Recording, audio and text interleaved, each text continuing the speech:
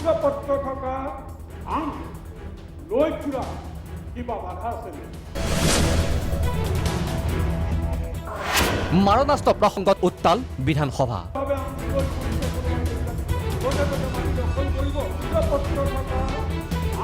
সোমবাৰৰ পৰা অনুষ্ঠিত হোৱা বিধানসভাৰ প্ৰথম দিনটোতে পদ্ম হাজৰিকাৰ বন্দুক প্ৰসংগত উত্তাল হয় সদন। মই কৈছো যে মই হাতত ধৰ্মপুতি লৈ যাম নেকি?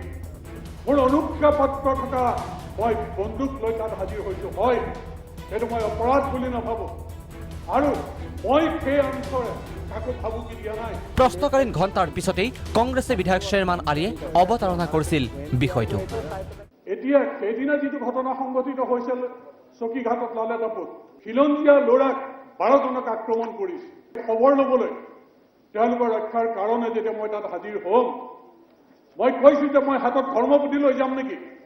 মোৰ অনুজ্ঞাপত্ৰ থকা মই বন্দুক লৈ তাত হাজিৰ হৈছো। হয়, আৰু মই সেই অঞ্চলে কাকো ভাবুকি দিয়া নাই, কিন্তু অনুজ্ঞাপত্ৰ থকা আৰ্মছ লৈ ফুৰা কিবা বাধা আছে নেকি?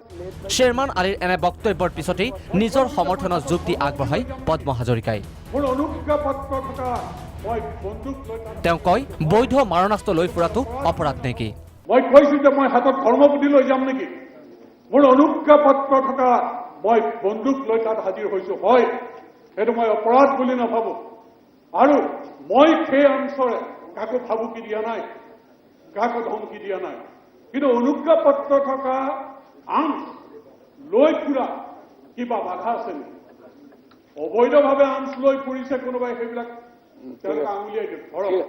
কিন্তু লাইচেন্স আৰ্মছ থকা বন্দুক লৈ যোৱা আৰু হাইকোৰ্টৰ নিৰ্দেশত উচ্ছেদ কৰা এই কথাটো লৈ বাৰে প্ৰতি বিভ্ৰান্তিৰ সৃষ্টি কৰিবলৈ এটা পক্ষই চেষ্টা কৰি আছে। পদ্ম হাজৰিকাৰ প্ৰত্যুত্তৰ দিবলৈ এইবাৰ উঠে ৰূপহীৰ কংগ্ৰেছী বিধায়ক নুৰুল হুদা। ফেফেৰি পাতি ধৰে হাজৰিকায়ো।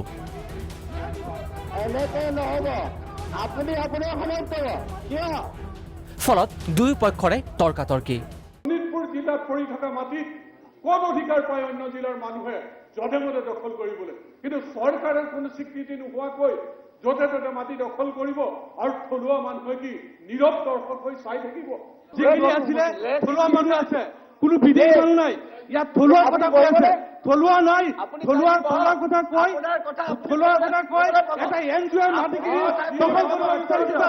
এনেকে নহব, আপুনি আপোনাৰ সময়ত ক'ব কিয়? ৰ'ব